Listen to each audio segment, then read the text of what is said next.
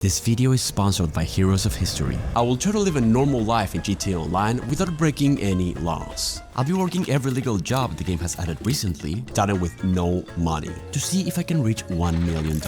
This includes stopping at every red light, which was going to make my first job much harder. I had 5 minutes to deliver all the newspapers. The waiting time for each light was insane, but I refused to break the law. Unfortunately, the traffic made this impossible. I only managed to do 3 newspapers, and I got paid $37.50. That means I will need to repeat this over 266 times. So I decided to take a quick break, finding a proper parking space and buying some snacks at the convenience store. Delivering newspapers wasn't going to make me a millionaire, so I decided to try a new career. That's when I joined the Los Santos Fire Department. This solved my biggest problem. I no longer had to stop at every red light, since I was in an emergency vehicle. My first assignment was simple, just a dumpster fire. The thing was over in a few seconds, and I earned over $7,000. And that's not all. The next call sent me to rescue a cat. I drove to the location and had to search for a way onto the rooftop, which took me a while. But I finally reached the stranded kitten. I picked it up and gave it back to its owner. I couldn't believe this was a thing in GTA. The following call involved an outdoor fire at an alleyway. It was pretty straightforward. My total earnings were over $21,000. But then the next call blew me away. An entire house was on fire. I was afraid that I would actually lose this one. There were so many spots to take care of. It was actually really stressful. Once I was able to put the fire out, the radio told me that a civilian was trapped inside. Without hesitation, I pushed through the door. The entire place was filled with smoke. I went to the bedroom and found the woman passed out. I quickly picked her up over my shoulder and carried her out. The paramedics took care of her. With this under control, it was time for one last call, which took me all the way to the northern outskirts. My favorite part of this whole challenge was this, doing regular jobs, living in an immersive world. That's also what I really enjoy in games like Heroes of History, today's sponsor, where you can see everyone going on with their daily lives, while you build your own civilization, gathering resources, setting up homes, farms, and all kinds of buildings. The town building side is my favorite part, but the best thing is how deep the game gets. In battle, you have to pay attention to the enemy elements, build your team carefully, and position your units in the right place. There are more than 120 heroes to choose from, all inspired by historical and mythological figures. Each one has unique abilities and visuals. From July 1st to the end of August, you can participate in the first season of a huge in-game event, The Great Odyssey. You can help Odysseus take down Scylla in the new event dungeon. It's a new boss fight with escalating mechanics and some of the hardest endgame content in the game. You can also meet event time-limited heroes like Odysseus, Penelope, and Menelaus. And if you log into the game for 7 days, you can get a 5-star limited hero, Odysseus. This is your only chance to get him. But to face Scylla, you'll need a lot of resources. So use my promo code ARIAN to get a starter boost. Be sure to download the game using the link in the description or the QR on screen. Thank you to Heroes of History for sponsoring today's video. There was a leak that needed to be contained. There was fake green gas everywhere, so I had to use a mask to proceed. I ventured into the toxic cloud, searching for the correct valve. It took a while, but I managed to shut it down. My shift was officially over. I had over $37,000 in my bank account, but it still wasn't enough. If I wanted to reach $1 million, I needed to kick things up a notch and buy a legitimate business of my own. There was a whole variety to choose from, but I was looking for a motorcycle clubhouse.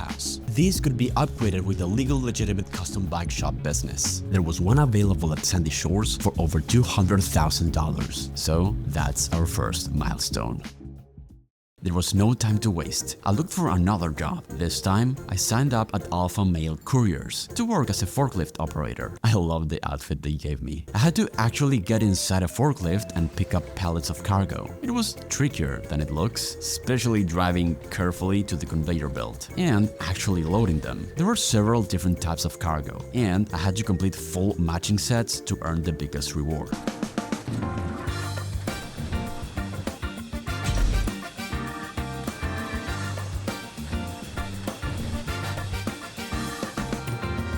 Managed to complete the shift. This paid me $30,000. So now I had over $67K in my bank account. Walking everywhere was getting pretty inconvenient. If I wanted to keep working at all these different jobs, I needed my own vehicle. With my limited budget, I ended up with a motorcycle, the Pegassi 801 for $15,000. Well, actually the game didn't let me. I needed a garage first. I was still homeless, by the way. Thankfully, there was a free garage available on the listings. With that, I was able to try my new ride.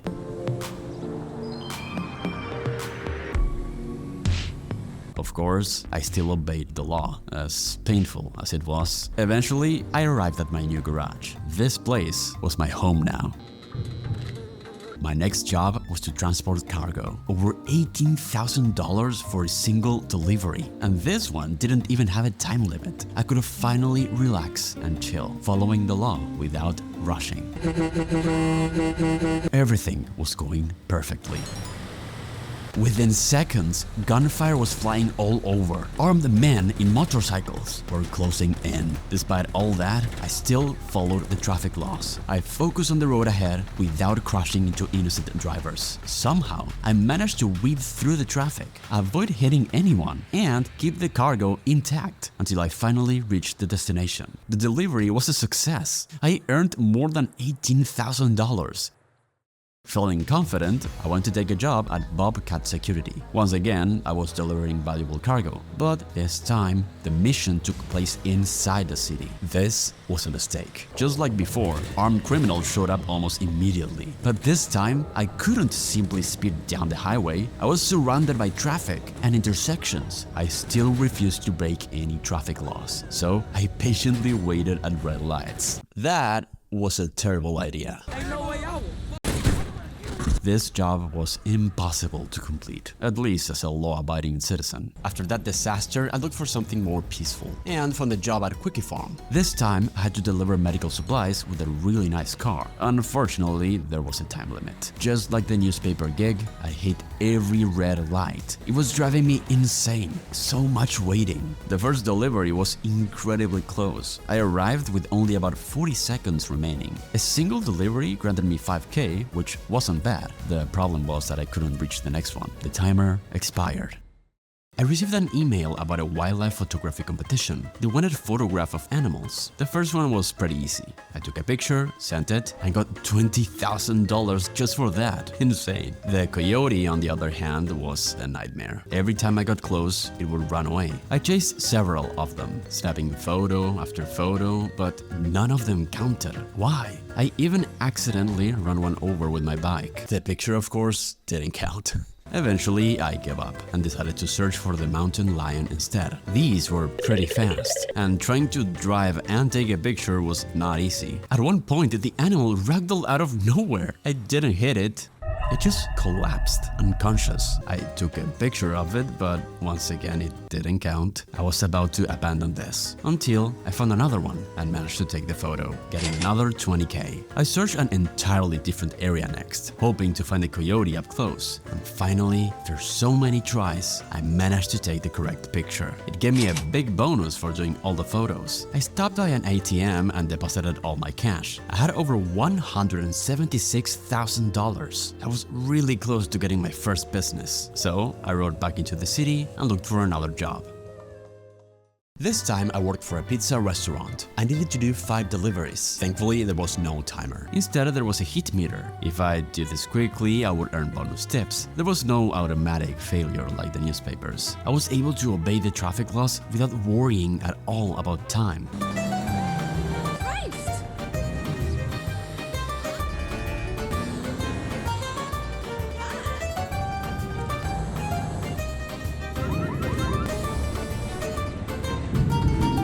By the end of the shift, I had earned around $11,000. It wasn't a lot, but it was honest work. Right afterwards, I received another email. It was about a hidden treasure. I was tempted, but it felt suspicious. I didn't want to risk getting into something illicit, so I passed this one.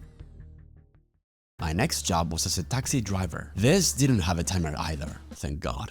I could relax and just drive. Every fare had a base payment plus a tip, which would gradually decrease if I damaged the taxi or took long enough to finish. My first passenger turned out to be pretty impatient. Why are you stopping? Hey! I honestly thought she was going to abandon the ride, like in my previous GTA video, but thankfully she stayed. We eventually reached the destination and earned around $2,000. It wasn't as profitable as the other jobs, but it was nice to have some variety. I took the second passenger to the casino, another one to a warehouse, and I just kept going at it. By the end of the shift, my bank account reached a total of $200,000. My first financial milestone. After a quick picture of a pig, I earned enough money to buy the clubhouse at Sandy Shores. It was official. The law-abiding motorcycle club was born. Right away, I received a call from the manager, who told me to go over there for a tour of the place. He showed me everything, every little detail. He kept suggesting all kinds of illegal activities, but I will be ignoring every single one of his offers. Instead, I celebrated with a drink at my own bar. I also played a game of darts, and it was just nice to hang out there, knowing that this place was mine. The problem was, this wasn't gonna make me any money. All the activities I could do right now would be illegal. So right now, it was just a building. If I wanted to start a legal business, I needed to pay over $500,000 to set up a custom bike shop. There was no time to waste. I tried even more ways to make money. For example, attending flight school. San Andreas actually has an official flight academy, which was totally legal. And I was flying a military jet. My first lesson was learning how to make an outside loop. I misunderstood the instructions and performed the loop in the wrong direction. After I actually got it, the next challenge was to fly around a bridge, which I completely messed up. Somehow, I earned a silver medal, which paid just over $6,700. Not bad. The second lesson was even more stressful. I had to learn how to land a passenger plane after both engines failed. The alarm started blasting. Carefully, I controlled the thing so it was able to glide all the way back to the runway. I thought I did a good job, but I still only got the bronze medal and only $2,500. I doubted if this was even worth it. Then came free falling without the parachute. I needed to catch the thing in mid-air. On my first attempt, I actually did grab it and even landed safely. But apparently this was a failure because I was too far away from the target.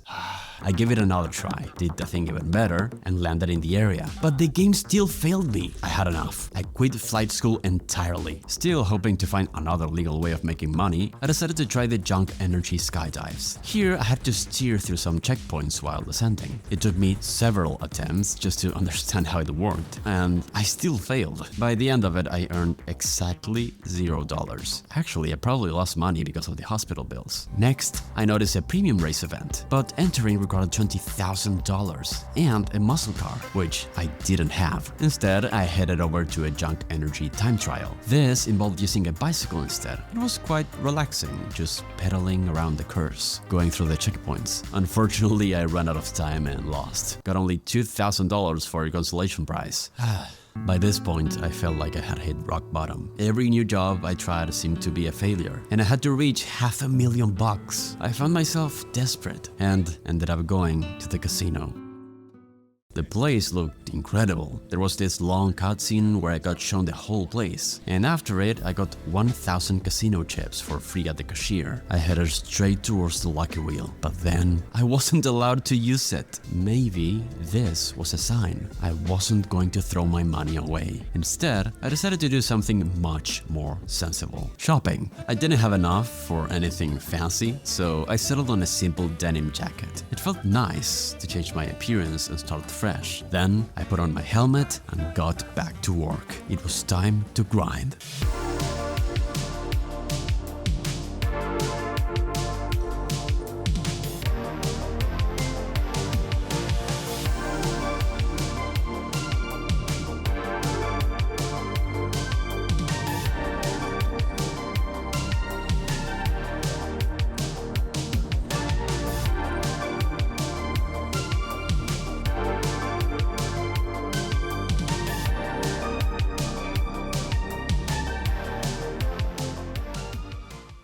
After so much work, I finally reached my second milestone, $500,000. It was time. I opened the website and purchased the custom bike shop upgrade. The moment I arrived at the clubhouse, I explored the whole garage. Up until now, I'd been working job after job just to survive. This time, I had a real business going on. This would actually generate money. It was the beginning of something much bigger. Eventually, the call finally came. A customer had dropped off a motorcycle at my club. The game even gave me the option to buy it for myself, but I took it to the shop. In the bottom right corner, you can see a checklist of every request. I started with the repairs and then moved on to the paint. The customer specifically requested nautical blue, so that's exactly what I chose. After that came the performance upgrades, including turbo tuning, street brakes, and a level 1 engine tune. Next came the cosmetic work. I installed a vintage fuel tank, swapped in the custom oil tank, applied the correct livery, and finished everything off with a brand new set of wheels. The bike was finally ready. The total service cost me $10,000, but the customer will reimburse me and pay an additional $50K once I deliver it. So I climbed aboard and headed towards the delivery location. Fortunately, there wasn't a timer counting down. There were no criminals trying to ambush me, nothing at all. Just a peaceful motorcycle ride across Los Santos. This may be my favorite job so far. Eventually, I reached the destination and handed the motorcycle. The delivery was a success. I didn't get the full money for some reason. It seemed that I damaged the thing, but still, the job was complete. I was more than happy with the result. With the money I spent in the clubhouse and the custom bike shop, I was really close to reaching a net worth of $1 million. I settled into my new routine. I continued living a normal life, taking honest jobs, obeying the law, and slowly building my business one paycheck at a time. I responded to emergencies, rescued civilians, and put out fires. This had become my day-to-day life in Los Santos. Every successful shift brought me one step closer to my goal. After countless hours of working, I finally did it. I bought my own apartment. Walking inside for the first time was surreal. The place was incredible. The view alone was worth every dollar. I could see almost the entire city. After spending so much of the challenge living out of a tiny garage, this was huge. I poured myself a drink and spent a while just admiring the place, exploring every nook and cranny. I even took a shower. And with that, I had officially earned net worth of $1 million, while not breaking a single law, just honest work, patience, and a lot of waiting at red lights. I hope you enjoyed the video. Thank you for watching.